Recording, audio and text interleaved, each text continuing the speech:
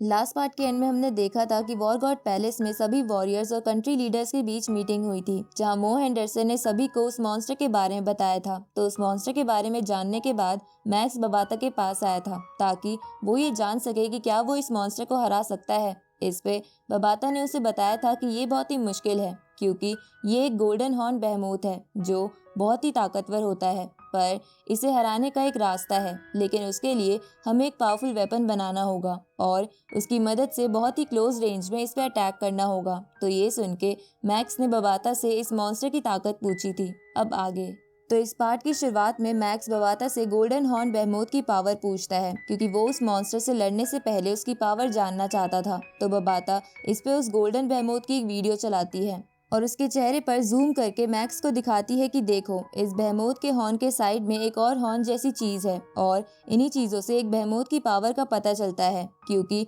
अलग अलग स्टेज पर इनके अलग अलग नंबर्स में हॉर्न होते हैं। जैसे कि जब ये जन्म लेते हैं तो इनके सर पर सिर्फ एक हॉर्न होता है और जब ये ग्रो करने लग जाते हैं तो इनका सेकेंड हॉर्न भी उगने लगता है और जब ये एक टीनेज में आ जाते हैं तो इनका थर्ड हॉर्न डेवलप होने लगता है और जब ये पूरे मैच्योर हो जाते हैं तब इनका फोर्थ हॉर्न भी आ जाता है और कुछ पीक कंडीशंस में इनका फिफ्थ हॉर्न भी निकलता है। ऊपर से इनके हॉर्न्स पे भी अलग अलग पैटर्न्स डेवलप होने लगते हैं, जो इनकी एक और स्टेज डेवलपमेंट होती है। अब बबाता मैक्स को बताती है कि इस बेहेमोथ का पहला हॉर्न पूरी तरह डेवलप हो चुका है और दूसरा ग्रो हो रहा है, तो जरूर ये स्टार लेवल पर होगा, लेकिन इनकी ब्लड लाइन बहुत ही स्ट्रांग होती है, जिसकी वजह से ये बहुत तेजी से ग्रो करते हैं और ये अपने ग्रोथ पीरियड में बहुत सारा मेटल खाते हैं ताकि ये अपनी ताकत बढ़ा सके। इसलिए अगर तुम्हें इसे मारना है तो तुम्हें जल्द ही ऐसा करना होगा, नहीं तो ये बहुत ज्यादा स्ट्रांग हो जाएगा। ये सुन के मैक्स कहता है कि अच्छा, तो इसलिए इसने अमेरिकन बेस को पूरी तरह निगल लिया था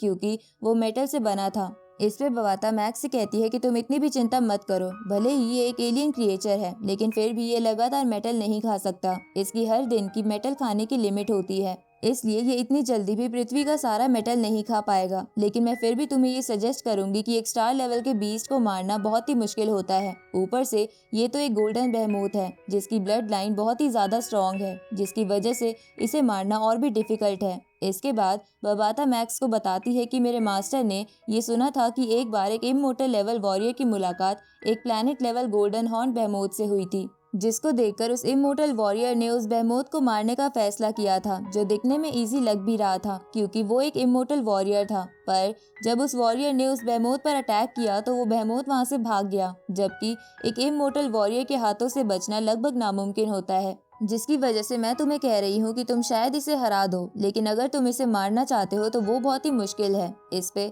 मैक्स बबाता से कहता है कि अगर हम ट्राई ही नहीं करेंगे तो हमें पता कैसे चलेगा। ये सुन के बबाता भी समझ जाती है कि मैक्स अपना फैसला कर चुका है और वो पीछे नहीं हटेगा। तभी मैक्स बबाता से बोलता है कि अगर ये मॉन्स्टर पृथ्वी को खत्म करना चाहता है तो इसे हम वॉरियर्स की लाशों पर से गुजरना होगा, क्योंकि ये पृथ्वी ह्यूमंस का घर है। इसलिए इस अर्थ को हम वॉरियर्स मरते दम तक प्रोटेक्ट करेंगे, क्योंकि यही हमारी लाइफ का मकसद है। ये सुन के बबाता अपने माथे पर हाथ रखते हुए मैक्स से कहती है कि तुम बहुत ही बेवकूफ हो जो भावनाओं में बह रहे हो, पर अगर मैं तुम्हारी बात से सहमत भी हो जाऊं तब भी उस मॉन्स्टर को मारना बहुत ज्यादा मुश्किल है, क्योंकि हमारी मीटियोर स्टार की स्पेस शटल पर कोई भी वेपन्स नहीं है जिसकी मदद से हम उस मॉन्स्टर को मार पाते। ऊपर से हमारी स्पेस शटल भी डैमेज है, नहीं तो हमारी स्पेस शटल इतनी शार्प और स्ट्रॉन्ग है जिसे अगर बहुत ही स्पीड में चलाया जाए तो ये एक प्लैनेट को भी कट कर सकती है, जिसकी वजह से तो एक स्टार लेवल मॉन्स्टर को मारना तो बहुत ही आसान हो जाता है। पर अनफॉर्चुनेटली हमारी स्पेस शटल उड़ नहीं सकती है।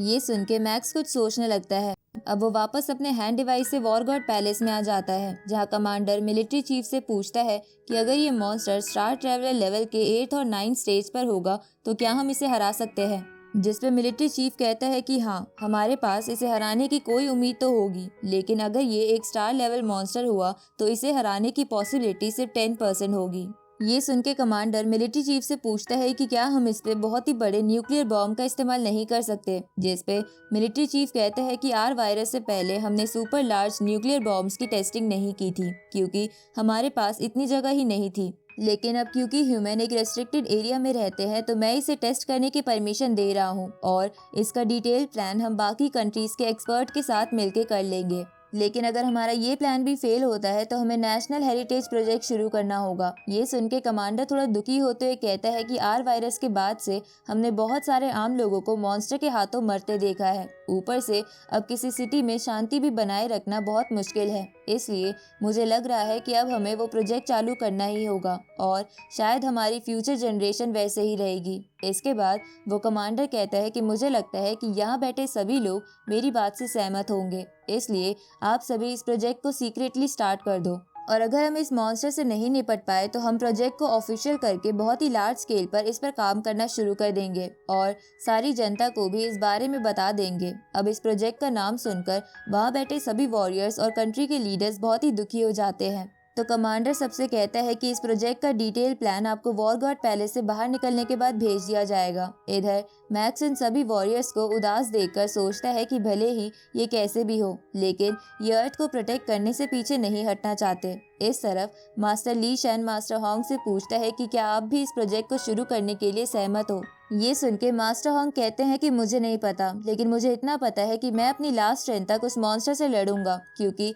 मैं एक स्टार ट्रैवलर स्टेज 7 का वॉरियर हूँ और ऊपर से मेरे पास डोमेन की पावर है, जिसकी वजह से कोई भी स्टार ट्रैवल का बंदा मुझे नहीं हरा सकता। ऊपर से अगर मैं वुड क्रिस्टल को कंज्यूम करके क्लाउड रटन को और बड़ा कर लूँ तो शायद मैं उससे लड़ पाऊँ, लेकिन हमारे सामने ये बिगेस्ट प्रॉब्लम है कि हमें उस बीस्ट की असली ताकत ही नहीं पता। उसी वक्त अमेरिकन लीडर बोलता है कि मेरे कुछ सोल्जर्स ने अभी उस मॉन्स्टर की एक वीडियो भेजी है। इसके बाद हम उसी वीडियो को देखने लगते हैं जिसमें एक वॉर बेस दिखाया जाता है। तभी उस वीडियो के साथ साथ वो प्रेसिडेंट कहता है कि हमने सभी वॉर बेसिस को खाली करने का ऑर्डर दे दिया था, जिसकी वजह से इस वॉर बेस के सोल्जर्स भी ऐसा ही कर रहे थे, क्योंकि हमें सैटेलाइट से सिग्नल मिले थे कि वो बीस्ट इसी बेस की तरफ आ रहा था, लेकिन वो बीस्ट बहुत ही तेज था, जिसकी वजह से सभी सोल्जर्स को वहां से निकलने का टाइम ही नहीं मिला, बल्कि उससे पहले तो वो मॉन्स्टर ही वहां पहुंच गया। इधर हम उस वीडियो को देखते हैं जहां उस मॉन्स्टर को देखकर सोल्जर्स घबरा जाते हैं, लेकिन तभी वो मॉन्स्टर अपनी साउंड वेव्स की मदद से उस वॉर बेस को बहुत डैमेज कर देता है। तो ये देखकर मैक्स सोचता है कि क्या ये मॉन्स्टर फिर से इस बेस को निगलने वाला है। उसी वक्त वो मॉन्स्टर पहले की तरह हवा में बहुत ऊपर चला जाता है,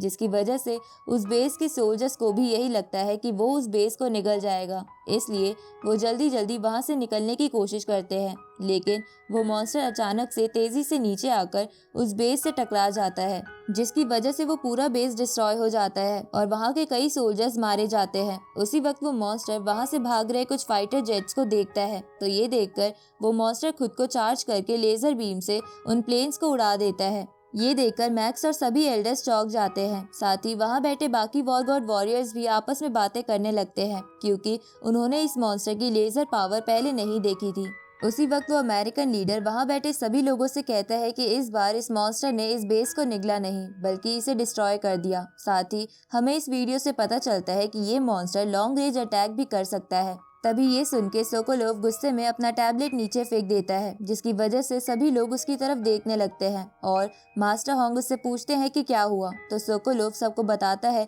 कि हमने पहले डिसाइड करा था कि हम इस मॉन्स्टर पर सुपर पावर्ड हाइड्रोजन बॉम्ब्स का इस्तेमाल करेंगे, जो कि हम इसके मुंह और बाकी बॉडी पर गिराने वाले थे, पर पहले सिर्फ हमें ये पता था कि ये मॉन्स्टर मेटल को निगल सकता है, जिसकी वजह से हम शायद हाइड्रोजन बॉम्ब से इसे मारने में कामयाब हो जाते। लेकिन अब ये लेजर अटैक हमारी बिगेस्ट प्रॉब्लम बन जाएगा, क्योंकि लेजर अटैक एक लॉन्ग रेंज अटैक है जो किसी को भी सुपर डिफेंसिव एबिलिटी देता है, जिसकी वजह से अगर हम इस पे हाइड्रोजन बॉम्ब फेंकते हैं और अगर उसने उस बॉम्ब को अपने से 50 मीटर की दूरी पर ही लेजर अटैक से खत्म कर दिया तो उसे एक खरोच भी नहीं आएगी, क्योंकि उसकी बॉडी बहुत हार्ड है। जबकि एक हाइड्रोजन बॉम्ब जब फटता है तो तुरंत ही उसके आसपास के एरिया का टेम्परेचर बहुत ज़्यादा बढ़ जाता है और वहाँ न्यूक्लियर रेडिएशन भी फैल जाता है, जिससे आम लोग तो नहीं बच सकते, लेकिन इससे उस मॉन्स्टर को कुछ नहीं होगा, क्योंकि एक beyond war God level warrior भी न्यूक्लियर रेडिएशन से नहीं डरता। तो ये तो फिर भी स्टार लेवल बीस्ट है, जिसकी वजह से हमारे पास सिर्फ एक ही रास्ता है कि हमें ये बॉम्ब इस बीस्ट के बहुत ही पास फोड़ना होगा, क्योंकि